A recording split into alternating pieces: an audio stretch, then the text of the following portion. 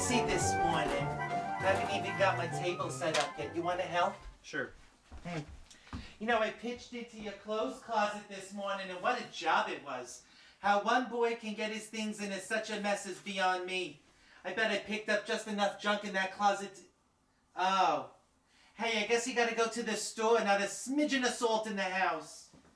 Maybe there's some in the salt cellar in the buffet. No, I emptied that the other day. Trot, will you? I'll go down to Mrs. Fisher's. I'll borrow enough salt to secure the whole driveway for the No. winter. Go to the store. Got any money in your pocket? No. All right, well, it's in the top right-hand buffet drawer. Go fetch my purse. You know, I never keep any cash in these pockets because it always has the tendency to fall out. I think it's because they're so roomy that nickels and dimes, they just slosh around till they spill out. Well, mister? The day is so bright and the sun is so warm and you're looking so cute. I don't want to go. I don't need any more salt in my diet anyway. All right, listen, I'm very busy this morning. Would you look here? I am gratified to be able to tell you that I have been singly honored. Oh, that's so. Yeah, I've been picked out of the common herd and I have been honored. So, did you get a raise on your pay? What? No, why? Well, you said something that had happened, and I thought that maybe, No. Here, this is what I'm talking about. Permit me to read to you this letter that arrived in the morning mail. I wish they'd get busy on that raise in your pay. They promise a person something, and then they forget all about it, kind of like salt. Listen to this. Dear Mr. Gook, the Board of Advisors of the Congress of Distinguished Americans is proud to elect you to their membership. Please accept our hearty congratulations and those of President Lester M. Cuff, our honorary supervisor and worthy patron. Henceforth, you will be privileged to wear the badge of our order and append to your name the letters P.C., Public Commander. Your engraved certificate will follow shortly. New York, Chicago, and Los Angeles newspapers have all been notified of this information. Yours truly, Hamilton T. Luperman, Royal Chieftain. Right, what is it? What is what? All that. Did I not read it clearly? Do you belong to something? Or? I thought this letter was couched in understandable English. Of course I belong to something. I belong to the Congress of Distinguished Americans. I am a PC. PC? Public Commander. Here. All right, you get anything out of it? What do you mean, do you get anything out of it? Money. Shucks. If you were elected President of the United States, would you ask if you got anything out of it? Well, sure. I just can't understand people like you. Huh. All right, well, I don't know what all that business is about, quite honestly. Sadie, the Congress of Distinguished Americans is an organization that selects outstanding men. All right, outstanding men. Never heard of it. Well, neither did I till I got this letter, to be honest. But apparently, this is a darn important thing right here. All right, and they select outstanding men, huh? Yeah, they do. All right, then what do you do?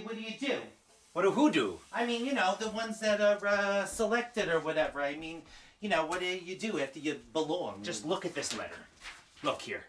And there's an address on there and everything. 888 West Logansport Avenue, New York City. Take a look. All right, and what's that little business up in the corner? Yeah, that's the representation of the little pin that you get to wear on your lapel. Well, Fred Stembottom's got one like that. Get out. No, he has. Little flower exactly like that. Oh, no. I'm not fooling, Vic. Fred Stembottom is a public commander? Well, he must be. Shucks. Okay.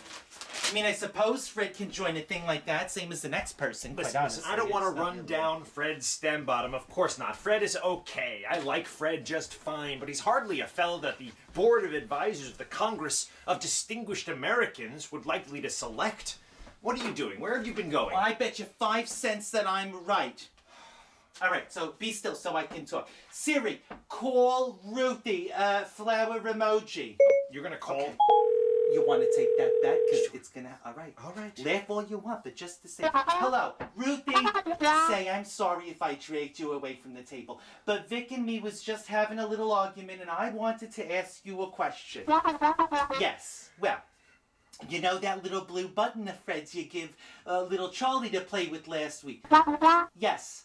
A button you wear in your coat. Would you ask her if the Queen of Spain gave it to her? Be quiet. Yeah, that's the one, Ruthie. What? Oh, Public commander. Yeah. No, Vic, she says... What, Ruthie? Yes, yes. What you know? All right, Ruthie, yes, sorry to bother you. All right, goodbye. Now what do you say? Well, if she said Fred Stembottom was on the She list. said Fred Stedbottom was a public commander, and furthermore, she said it only cost him 25 cents. A bunch of the fellas from the machine shops. Yeah. Well, you know. Victor Gook, PC. Mm-hmm. You know what I think I'm going to do? What? I think I'm going to have a card made with that stated on it. PC. Yeah. I'm not going to hand it around to just anybody, of course. That would look really silly. But just to kind of carry in my card case, you know? Victor Gook, PC. Yeah, say, does this business cost you anything? Well, I guess it costs a small amount. All right, well, how much? Look, it says here in the postscript, public commanders are assessed a small fee of 75 cents, which is used to maintain their records. The engraved membership certificate is $1, and if you send it COD, another charge of $1 is made to cover cost of having every member's name printed on the royal roster in the Garfield Room of our national capital in Washington, D.C. What'd you think of that, kiddo? Any other money to pay? Let me see. The badge of our order, which is simply a small fleur-de-lis, is to be worn in the lapel, which will be sent to you for 50 cents. Right, and how much does that make it all together? I don't know, $3.25. Oh, goodness. Well, you don't call it that much, do you? I call it a lot for what you get. Great guns. How do people like you figure that? Well, you said you never heard of this club till you... No, but don't call it a club, please. You said you never even heard of it till you got that letter. Well, I didn't say. Well, how do you know it ain't a fake? A fake? Well, you don't know. I mean, there's plenty of people in this world that do any old thing to cheat someone out of... What does a soldier do after he gets a medal, Sadie? I don't know, kisses the general, I guess? Thunder.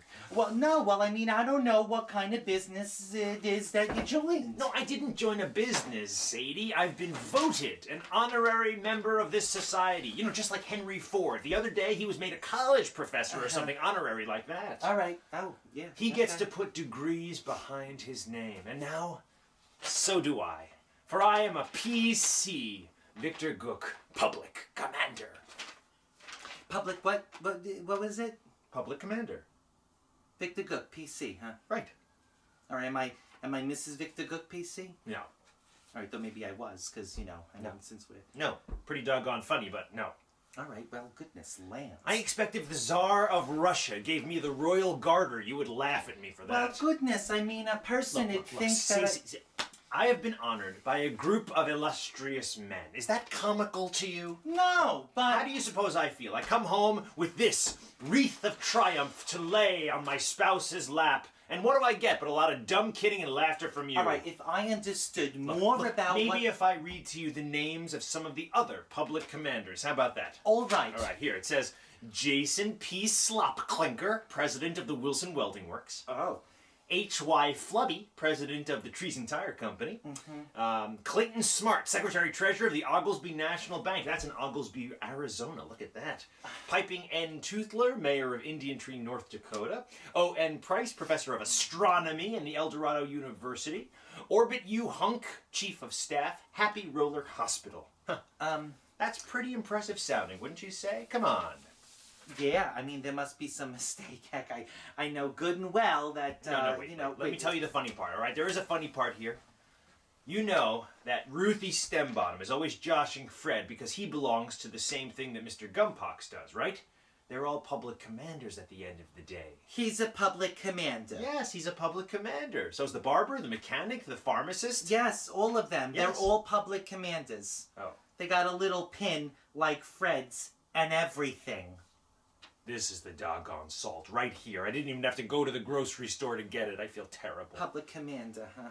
You knew all about this the whole time, didn't you, Sadie? Sure, I'm a public commander.